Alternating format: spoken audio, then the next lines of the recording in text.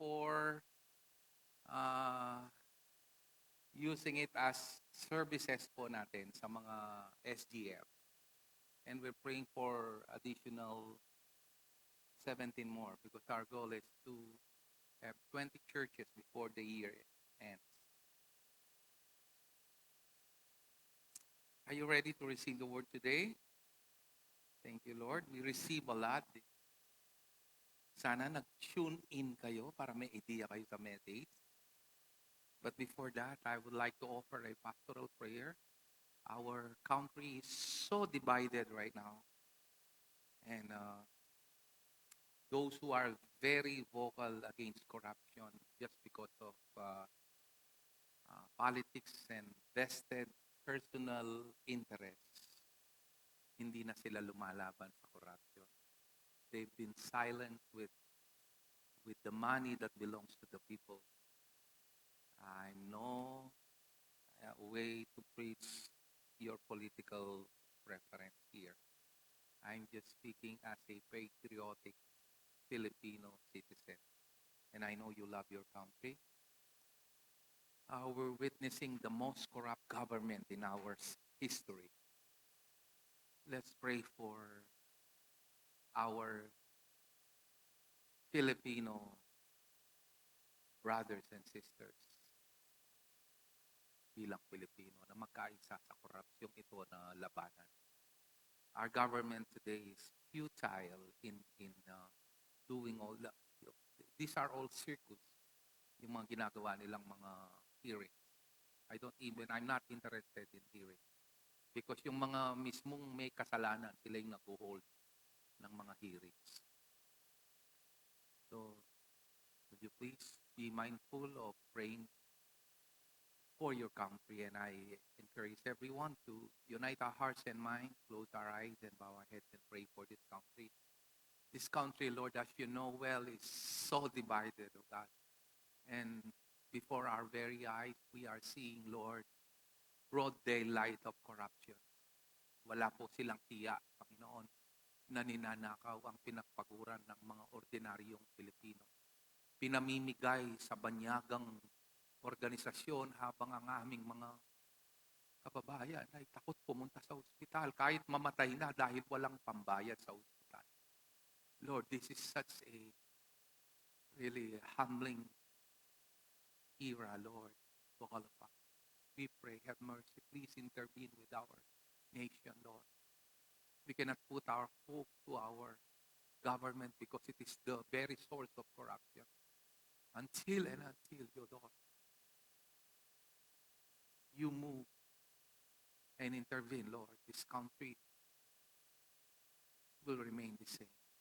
This country should be richer than Japan or Singapore because it has all the natural resources. But we've been, Lord, robbed. We've been, Lord, deprived of the rights of many Filipino people. And as Filipino citizen, Lord, nagkakaisa po kami. We are praying for our beloved nation. Heal this land, Lord. Have mercy to this land. Maawa ka sa bansang ito. Kahabagan mo ang bansang ito. Dalangin namin, Panginoon, magtayo ka ng mga David na lalaban sa mga Goliath. No? Magtayo ka, Panginoon, ng mga Gideon sa gitna ng mga nakakaisang mga institusyon upang pagtakpan ng kanilang mga korupsyon. I know you did it in the past, Lord. You can do it today. We pray, Lord, for righteous people to stand against this massive corruption. Have mercy. We pray. In Jesus' name. And everybody will say, Amen. Can you feel the burden? No? I'm too old to see from ang nadatnan kong gobyerno ay yung panahon ng nagkaroon ng shift between Quezon. So don't ask my age. And then Manuel L. Quezon going to Marcos. I've seen those changes. And this is the most corrupt government I've ever witnessed. Nakailang presidente na rin ako. So please do include our nation if you love this country. Pag tumatanda ka na pala, you become patriotic, ano? You love your nation. And not for us, but for the next generation. Say amen if you understood what I'm saying. Amen. Okay, I will share something on purpose today for you to ignite your passion on this important thing that the Lord gave a pattern of certain ways and habits that promote growth, and uh, we will be deeply rooted on the things that God wants us to grow with. Bigay muna ako ng statistic. According to Dr. Fenggang Yang of the Purdue University of China, uh, by 2030, ang pinakamalaking bilang ng mga mananampalatayang Kristiyano, bagamat hindi ito nagsimula sa bansang ito, ay hindi ang Europa, hindi ang Korea, hindi ang Pilipinas na kiniklaim that it is the only Christian nation in Asia, in Southeast Asia, but China. If you are surprised, binibless ng Lord ang China sa kabila ng kanyang tinatawag na pagiging komunista, and some called it wicked government. I can agree partially to that. But why is China being prosperous today? Well, I can see it. The world will not acknowledge it. I can see it because the largest population of believers is not in America, in Europe, or somewhere else. It's in China. By 2030, ang pinakamalaking mananampalataya ay makikita sa China. As of today, as I'm speaking, according to the statistics, according to Dr. Fenggang Yang, nasa 247 million ang mga believers inside China. No church like this, no lights, no screen, no adequate facilities.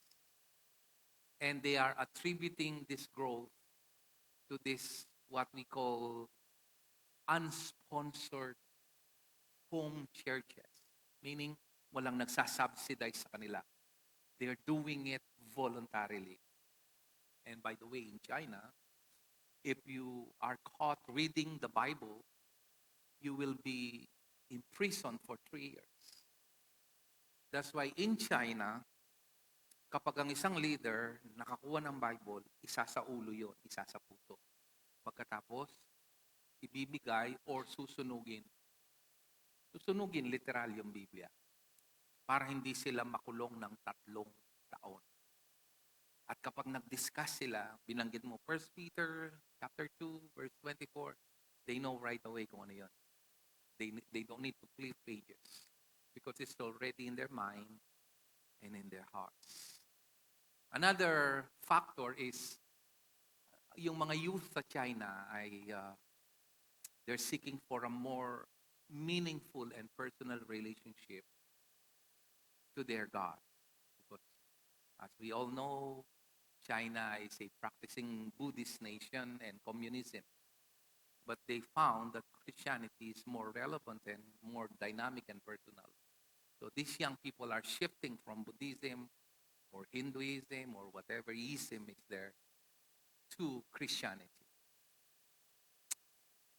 And here we are in this open country. As I'm speaking today, there is a law in Canada, habang nagsasalita ako sa inyo ngayon, that whenever we speak the Bible and preach the gospel and you speak openly about marriage, about sin, you will be imprisoned. Kalungkot, ano? Canada, ang pundasyon dapat niyan, Kristyanismo, makukulong ka. Because according to that bill that was released few days ago, it promotes hate. So, here we are as an open nation na binibigyan tayo ng kalayaan na magtipon and we're so reluctant. Ang nakikita ko po sa maraming churches, that's why the average church in this country is 50. Pag naka-50 ka, proud ka na, pero ang daming tao papunta ng impyerno. Why? Because we fail to see how God works through people. So allow me to bring you to this specific text, how the early believers did it, minus all these gadgets, all this. Tingnan nyo, naka-aircon pa tayo. Nung kami nagsimula, alam nyo, nagpipris lang ako sa ilalim ng kawayan. May dadaang biik sa aking gitna. Yung isang kasama naming pastor, pag galit yung mga religious people, magtatapon sila ng dumi ng tao sa harap ng pastor para mahinto. Hindi nyo naranasan yun. Nang tawag sa amin demonyong manaligwat. You don't have to endure that, but we endured it during the formative years of Christianity in this country. And we become reluctant because we fail to see how it is done, even without all these glaring lights and comfortable and conducive place to hold on gatherings.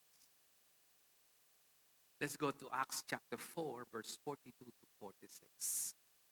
And we will carefully analyze it, see what is in there for us to learn, adopt, stay liquid. Sabi nga ng mga SWAT team, stay liquid means you need to be adaptable in our evolving world.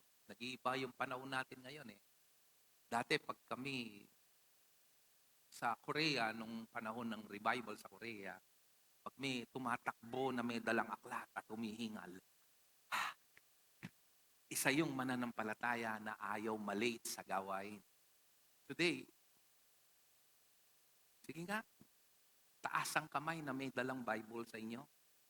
Pakitaas lang. Sino? Sino may dalang Bible sa inyo? Wala! You're not bringing your Bible. Sa amin, hindi kompleto ang aming parang makalimutan na lahat. Wag lang yung Bible.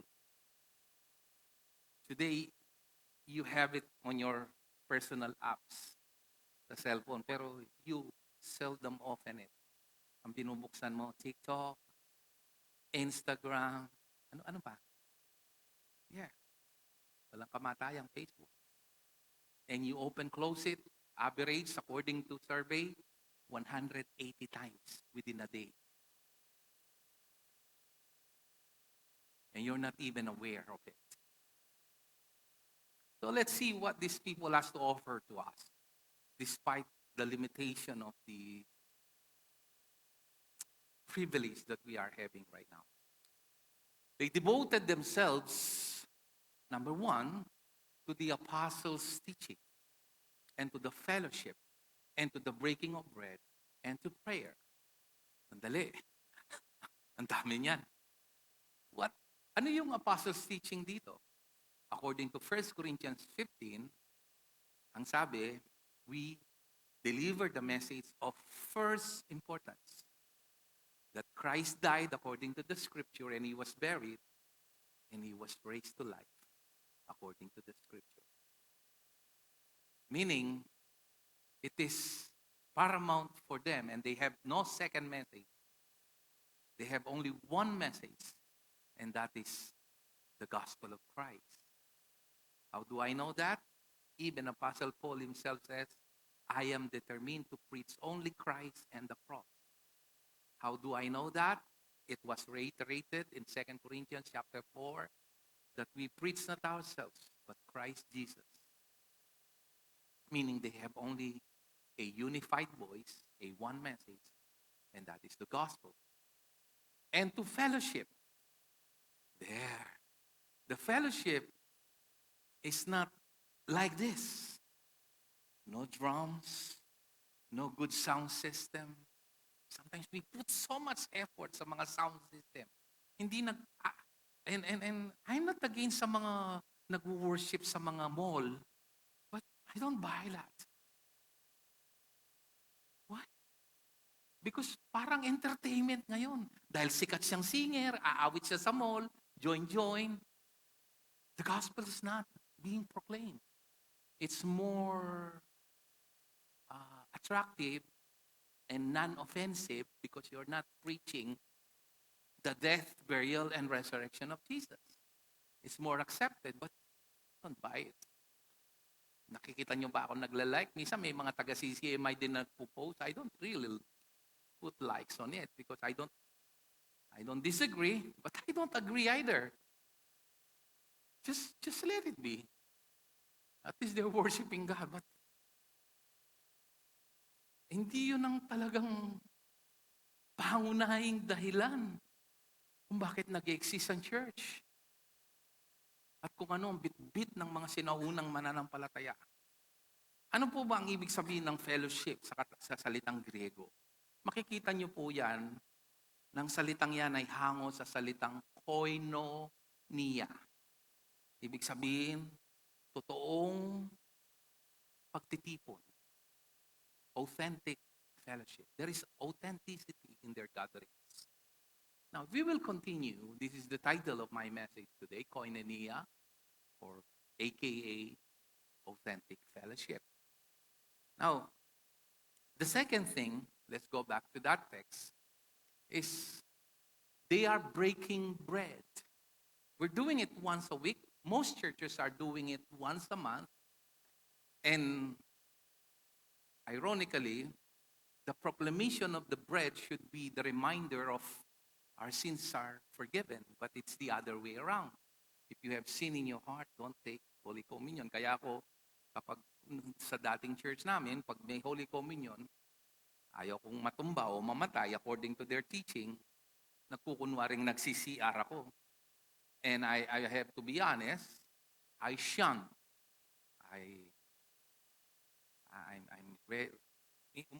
Iniiwasan ko. Natatakot ako sa communion. But nothing is farther than the truth. We know that the breaking of bread is the reminder not of our sins, but the reminder that all our sins are forgiven because of Jesus. Confessing your sins will not make you righteous, no more than confessing your sickness to the doctor. The only way that your sickness will be healed is by drinking the medicine.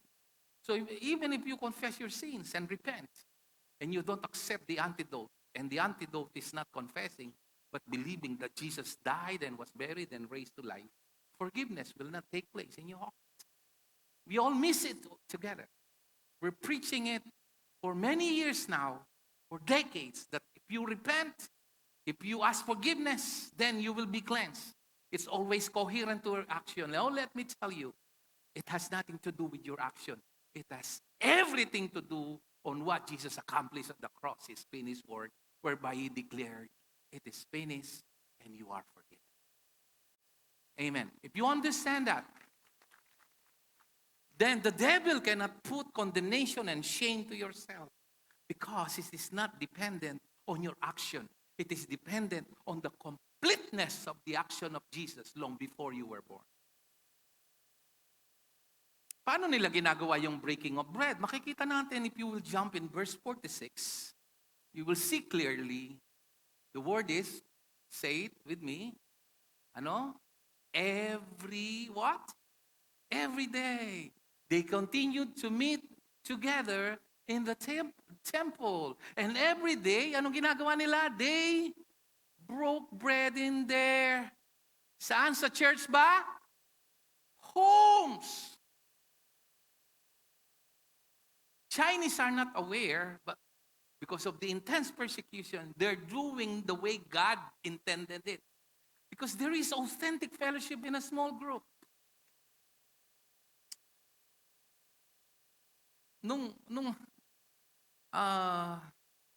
Nagtanong ako sa mga galing ng Saudi. Sinong ex-Saudi worker dito? Bakit pag nag-Saudi, ang init? Makikita mo, biglang worker doon. Pero dito, ano lang, chill-chill lang. Ayaw nga, pinipilit nga lang ng asawa para mag-attend. Then I asked a former OFW, bakit ba? Ba't pag nandun sa Saudi, mainit? Pag uwi dito, malamig ang pananampalataya. Well, Pastor, it's a simple fact na malayo sila sa pamilya nila, maghahanap sila ng parang second family nila. So nakikita nila sa fellowship, nagkakukwentuhan sila. Pag kami, nagkikita kami, take note, sa Saudi may mga lugar na bawal magtipon. So ginagawa nila, tinatago nila, ang tawag dito parang ninja style of doing the fellowship. May magdadalang pakwan, may magdadalang mga comfort food na pinakbet, sisig, sinigang. Fellowship kami, kwentuhan. Doon namin nadidiscover si marunong pala, dati palang banda pero hindi pa nasubukan tumugtog sa church. Ito palang kapatid na to, dating nag-a-attend at may gift sa salita. Nadidiscover namin lahat yun hanggang sa nagiging aktibo sila. Pero pag uwi, dahil nandun na yung pamilya nila, hindi nga magbibisit sa church yan. Ang gagawin, inom dito, inom doon, barkada dito, barkada doon. Same way, nung nag-visit ako sa church ng New Creation dito sa Singapore, and then I visited also a Filipino church, Hope Church, isang pinakamalaking Filipino congregation sa Singapore. Pagpunta ko doon, akala nila, nagtatrabaho ko, OFW din ako. Binibigyan ako ng maliit na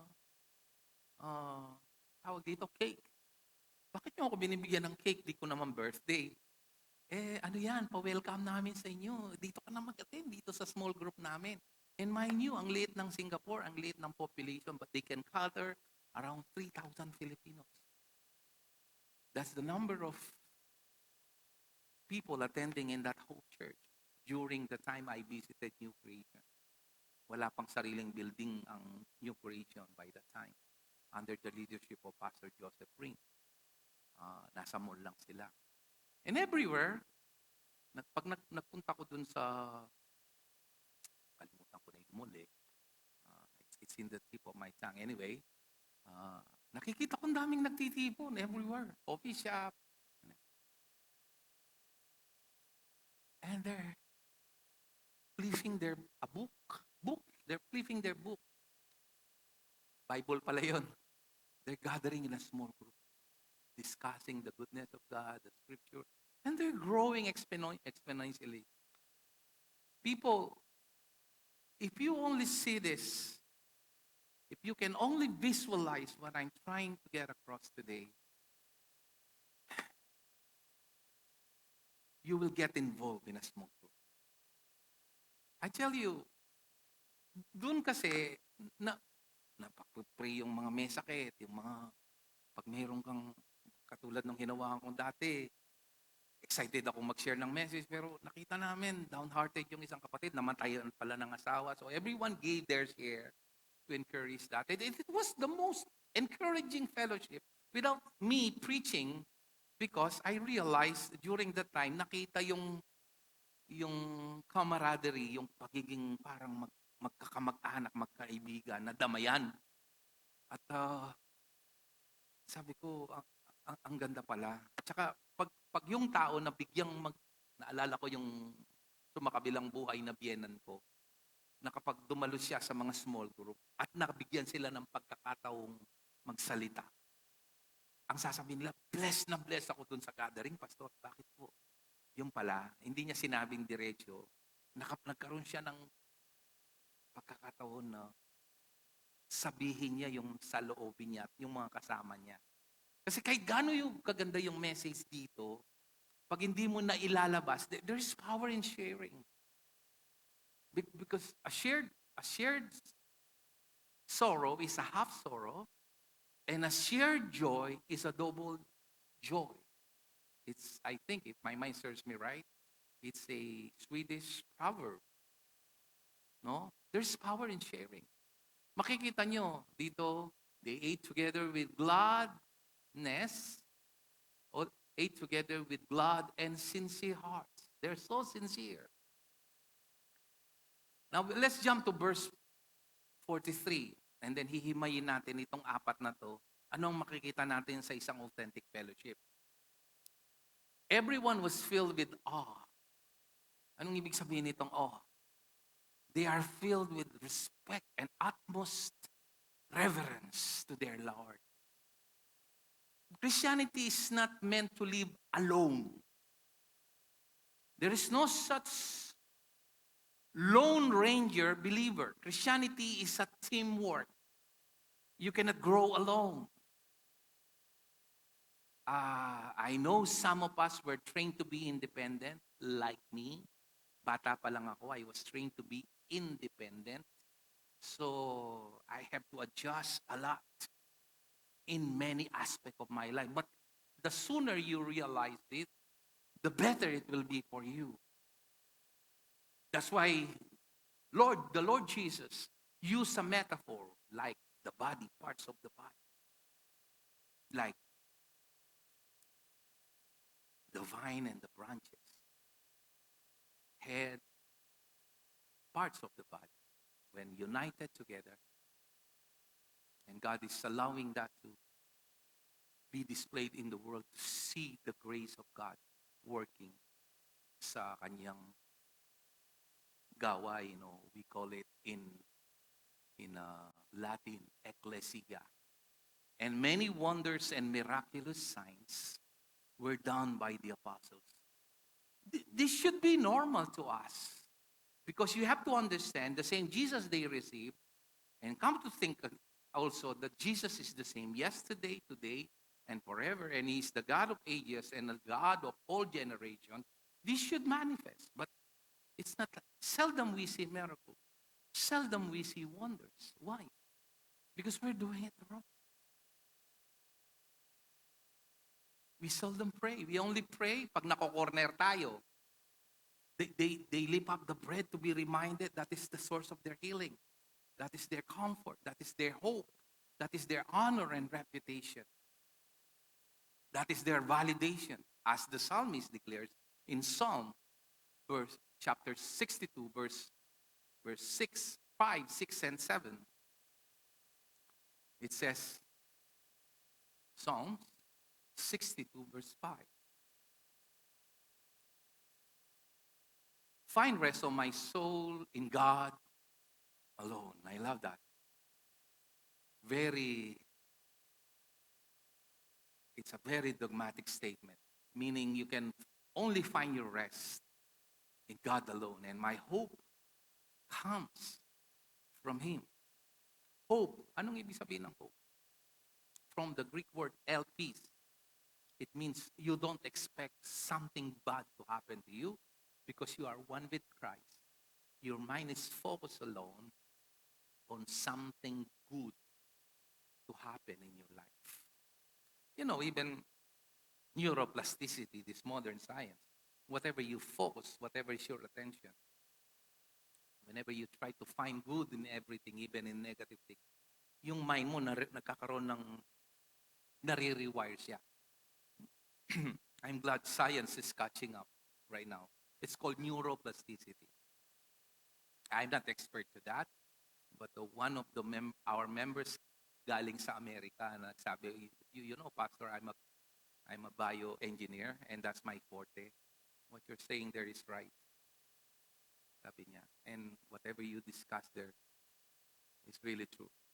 He's attesting to what I'm saying, that even science, whenever your heart is full of gratitude and positivity, it brings healing to your body. It brings hope. But it's not just science and positivity. Our hope should be anchored that Jesus took all the bad karmas. Some people don't want to use the word, but it's here. The curses, if you want to use another term in the Bible, so that only good things, as we put our hope in Him, will come to you. Even in our own mistakes, He can turn them into blessing as you put your hope in Him. That's why the preaching of the gospel is very important, because it refocuses your attention not on the negative things. Pag tumingin ka, ako ayaw ko nang manood masyado. Unang-una, manipulated yung mga messages, yung mga news. Hindi mo alam kung sino nagtatabi ng. Pero ang pinaka hindi maganda sa nangyayari sa Pilipinas, It promotes hate. Galit yung mga tao. Hindi yun kalooban ng Diyos. Get involved by all means. Whatever you can. Pray and start sa yung maliit na kayang baguhin. But please, guard your heart. Kasi nakikita natin ngayon, puro galit ng tao, mura ng tao. Hindi nga pala mura yung presidente natin, pero puno ng mura yung mga tao. Dati, palamura yung presidente natin, pero hindi naman nagmumura yung tao. Naging baligtad. Hindi nagmumura yung presidente ngayon. Natuto namang nagmura yung mga milyon-milyon na nangyayari. Kaya nga dapat yung hope natin ngayon kay Jesus. Para hindi tayo matutong magmura. Amen? Let's do it in our dialect. Pakisabi mo keng kasiping mo, kapas maduas buk neyam. Si po tao, makyabi na kang managkas, kareng mali-maliit ang panakawan do.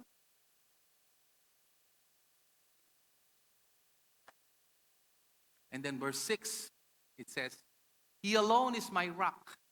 Alone. I love the word alone. He is my rock. He is my salvation. He is my fortress. And I will not be what? Shaken. Wow. Because in the last days, God will shake the things that can be shaken, the Bible says. And the things that cannot be shaken will remain. If your life is anchored not on your wife, not on your family, not on your job, not on your accumulation of wealth, not on your looks, tumatanda kasi yan eh. Not on your health. If you're enjoying them, thank God. But only in God alone, you are unshakable. Amen? Why? Because your life is assured that you have eternal life. Even if this body fail, even if I will not get rich here, pagdating sa langit, yung flooring gold. Di ba? Everything we ask for is in there, in heaven. But God placed hope in our hearts. And the Holy Spirit is dwelling inside our hearts. And in verse 7, it says, my salvation and my honor. Everybody say honor. Ibig sabihin, sabi ng King James, my reputation depend on God. They may destroy me. They may ruin who I am. But my honor and reputation is on Him. Because He validated me at the cross and declared, I am accepted in the beloved. I am forgiven. I am unconditionally, recklessly, relentlessly loved and pursued by God. Ewan ko lang kung hindi pa sa dami ng mga redundant words na ginamit ko, hindi pa titino sa puso natin. He's my mighty rock and my refuge. People in authentic fellowship, you can see few things. There's this acceptance, like Romans. Himayin natin yung apat na yun, ano? But let's go first to the fellowship. Romans chapter 12, verse 9. It says, pakibasa po, 1, 2, 3. Really love them. Hold tightly to what is good. In other words, be innocent in evil and be wise in doing good. Pastor, babaw yang yemindilo. Kaya makananong kayong kaulan. Ano yung kapanutang? Utang nanak ka niyan po, tang maging close po kayo. Tsaka, Pastor, kaya buring isikan, babaw yang tulok. Daramdaman ko rin, naririnig ko yung mga ganyang comment, kaya lumalabas sa bibig ko. Pero alam mo, sa isang church, na talagang nandoon yung pagmamahal ni Kristo, naintindihan kita. Yakapin mo kahit mga muy whatever ka, maligo ka na lang pag-uwi. Pero dapat talagang totoong mahalin natin sila. Because you cannot minister to the people that you're looking down on them. Ulitin ko. Hindi ka pwedeng magpakita ng malasakit at hindi ka makapagmi-ministeryo sa mga tao kapag ang tingin mo sa kanila mababa. Jesus used an illustration to the Pharisees and the tax collector. He looked down. He used that parable. The intent of this parable, Jesus said, is to those who are self-righteous and look down on anyone else. That's why there are many hypocrites inside the church. Tayo mga Kapampangan kasi, napansin ko, tayo ang lahi na kapag nag-uusap parang nag-aaway. Maingay. Tama. Ikalawa, tayo yung parang mga pari. Lahat tayo may second name. Itang kapintasan mo, yung maging lagyo mo. Kalupa na itang kapatat, puling matuling yung anak nyo. Ingaws na kayo. Antay pusit taro. Ne? O, nung mayabang yun. Ausan mo na ikabuntok, mga tana, yaro. Natatawa kayo. May second name kayo. Lahat. Sinong walang second name dito na natatago? Ayaw mo sabihin, di ba? Ako, uling maragul ko kaladwan niyang malati ko. Dakal ko lagyo.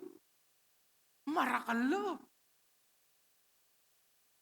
Pero pag naalala ko, at tumatayo sa atin yun, kahit pastor ka na, kahit sobra akong kabanal, lalay ako maging cynical. Come on. Pag tumatayo sa atin yan, I remind myself na kinahabagan lang ako ng Diyos. At kapag alam mo na kinahabagan ka ng Diyos, then you stop judging people. You can love them. You can teach them how to fish instead of giving them fish pag nangungutang. And besides, eto sabihin ko lang sa inyo, iwasan yung mangutang sa mga kaibigan. It ruins relationship. Trust me. Trust me on that. If you have a best friend, huwag kang mangutang. It destroys relationship. Makanyang kalabi ka, kurap-kurap.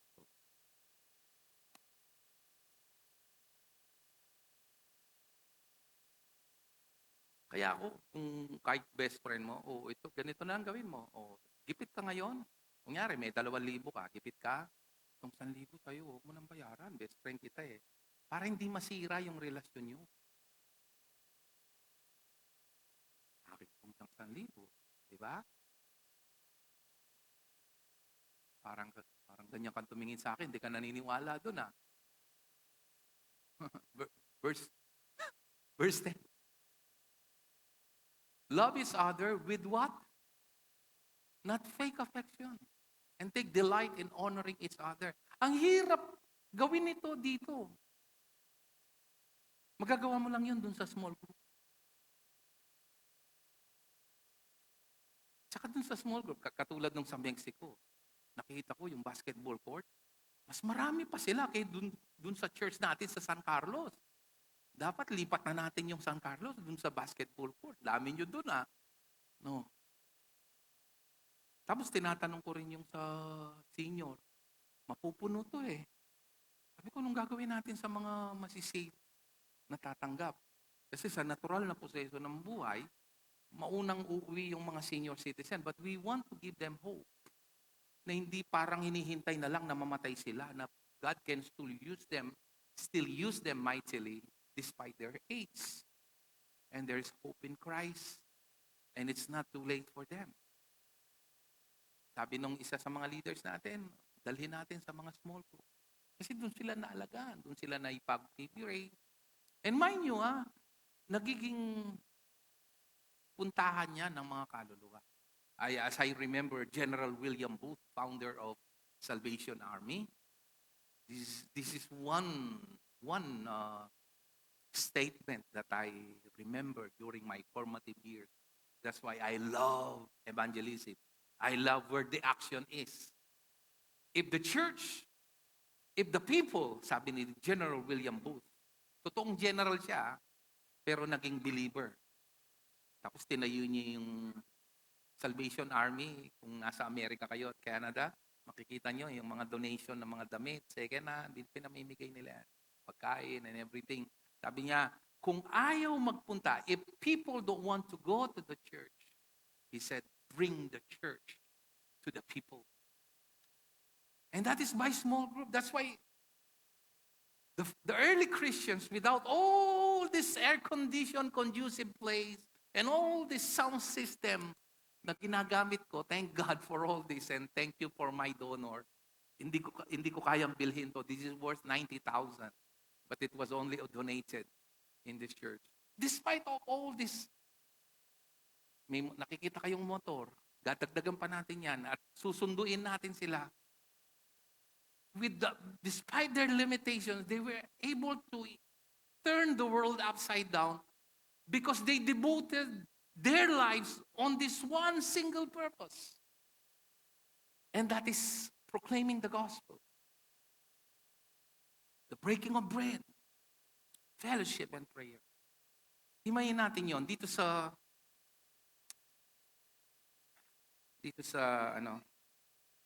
Philippians chapter 1 verse 5 and 6. Puro donation yan. Ito, nakikita nyo to. This is worth. Wala nga pulpito sila doon eh. Pero to, ang mahal nito. Fiberglass yan eh. Pero hindi naman nakapagbibigay ng growth yan eh. Mga palamuti lang yan. Kahit wala ang mga to. Kasi tingnan mo, let me put it this way para maging personal sa inyo. Let me prove my point. Hindi naman pumapalakpak ang mga anghel at ang Diyos pag nagkaroon ka ng bagong sasakyan. Tama? Hindi naman pumapalakpak ang mga anghel at ang Diyos kapag na-promote ka sa trabaho. Tama? Hindi naman pumapalakpak ang Diyos kapag ikaw ay yumaman. Ang sabi ng Biblia, pumapalakpak ang mga anghel at ang Diyos kapag kahit isang kaluluwa lang ay naligtas at tumanggap. Are you listening? Pero hindi natin sineryoso, di ba? That's why, ngayon ko naunawaan, dito sa work of the flesh of Apostle Paul in Galatians chapter 5, and James called it devilish, and it's of the devil, yung selfish ambition. Because the moment you receive Christ, you belong to Him. It's no longer you that should live, but Christ that liveth in you. Now, I don't want to put feather on my cap, pero mayroong isang pastor na lumapit sa akin. Alam mo ba, pastor, isa sa mga ginamit ng Lord para mag-stay ako dito. May panawagan din ako. May pamilya ako sa US. Pero nung marinig ko, pastor, na iniwan mo ang Canada para sa mga tao, na-inspire ako na mag-stay dito para ipangaral lang salita ng Diyos. And I expect the same to you. Hindi lang yung umiikot yung buhay natin sa sarili natin. Remember, this is not our home. We are called aliens at walang totoong tirahan dito. Kaya, yung mga binili nyong hektaryang lupa, iiwan yan. Baka pag-awayan pa ng mga anak nyo. Pag namatay ka, mga pera, pisali mo rin mapila. Batay, enjoy mo yung biyeme. Mamamagpalimos ka rin kamag-anak mo. Utang mete ka, pipaten-patenta ba? Dati lang may kakalugod, may papagdemanda. Ulit-ulit, ano kagana kanya mga latilo, subudan niya, biyereba, anyang mete imara. May papatayan lang kayong gabon. Uti kaya kay reunion, no tero parapol din gabon, balantok ng.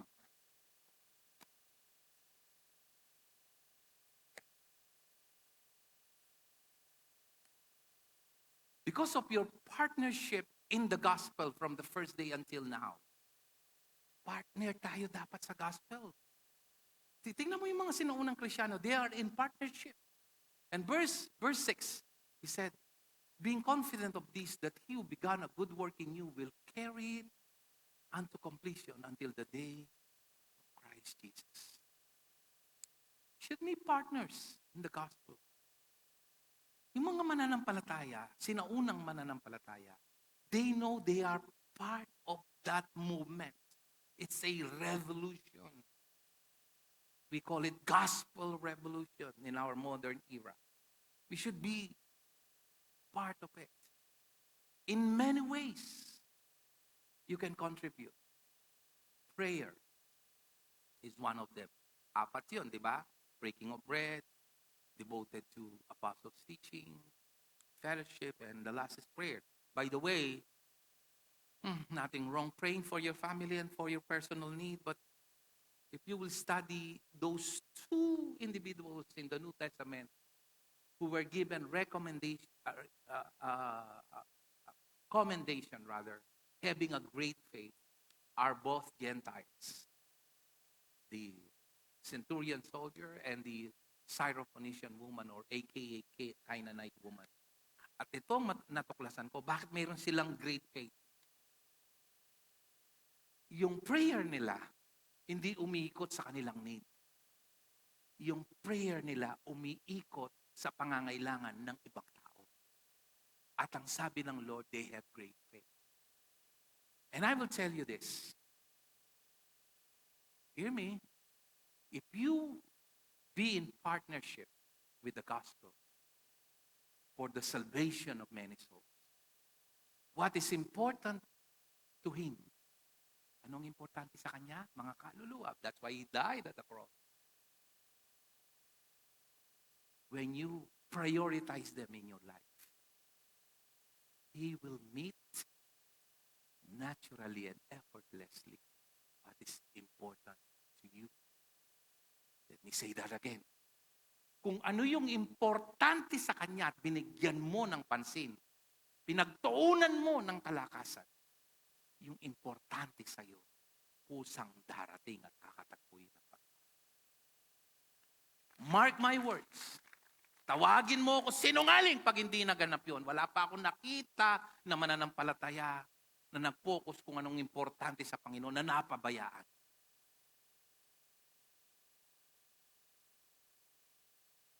That's why I don't have to worry about my family. Kasi inuuna ko yung importante. Hindi, ayaw ko nang magkwento kung ano yung nangyayari, but it's all good news na narinig ko sa mga anak ko. My daughter will be graduating on November. My son is doing well sa paramedics. Hopefully to be a pilot soon. It is every parent's dream na maging successful yung mga anak mo. Pero pag inuna mo yung importante sa Diyos, siyang bahala sa pamilya mo. And my wife is not even she doesn't have license sa Canada. Pero kinuha siyang general accountant doon. How can that be? Imposible yun, pero nangyayari. Naniniwala ka ba na kapag inuna mo yung importante sa Diyos, unahin, kakatagpuin niya yung importante sa iyo? Because Jesus said, before you utter anything in your mouth, your Heavenly Father knew them. That's why you don't need long, flowery words. Can I hear a good amen?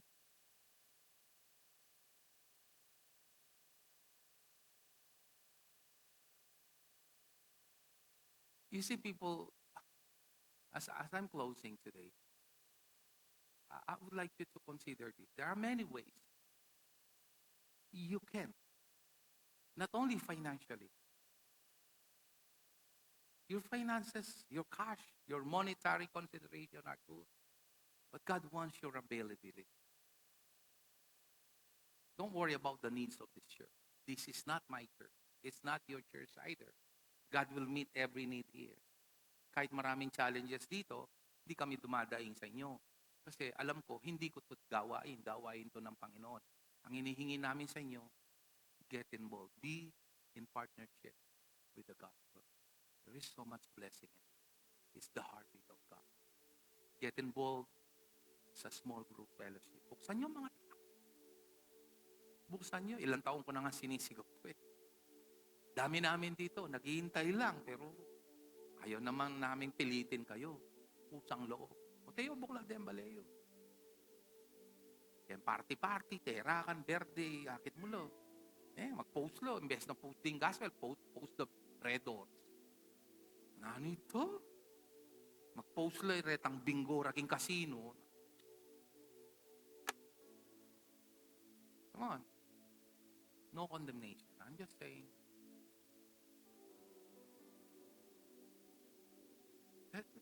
let's just get it, Lord. I'm speaking as your spiritual father in this church. Lift up your hands. I want to pray for you. Father, I declared it with love. I declared it with no coercion or compulsion in any way. I just declared it. I just showed the way, Lord. That there is blessing in authentic fellowship, Lord, whereby we can share and change lives. We can show our compassion to other people without being judgmental. There is so much joy and peace. We're missing that privilege, Lord, if we will not get involved. It should not revolve alone on our well-being and personal needs. That's kind of selfish, and you are not glorified with that kind of life. It's a wasted life.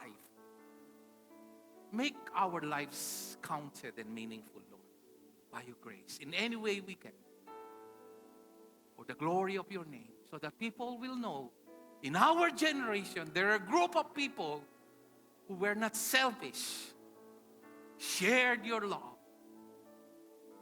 proclaim your greatness, that they can be healed, they can be restored, they can be mended with their broken and dysfunctional relationship. Even with all our frailties and shortcomings, we're not looking for perfection, Lord. There's no such perfect people or perfect church. And I'm glad, Lord, you're using our imperfection to proclaim your perfection over our lives, that they may see your grace and mercy over us, Lord, and over every life being offered today in your presence. Accept all this personal prayer that is being offered. You can see our hearts and read our minds. Accept every prayer being offered today.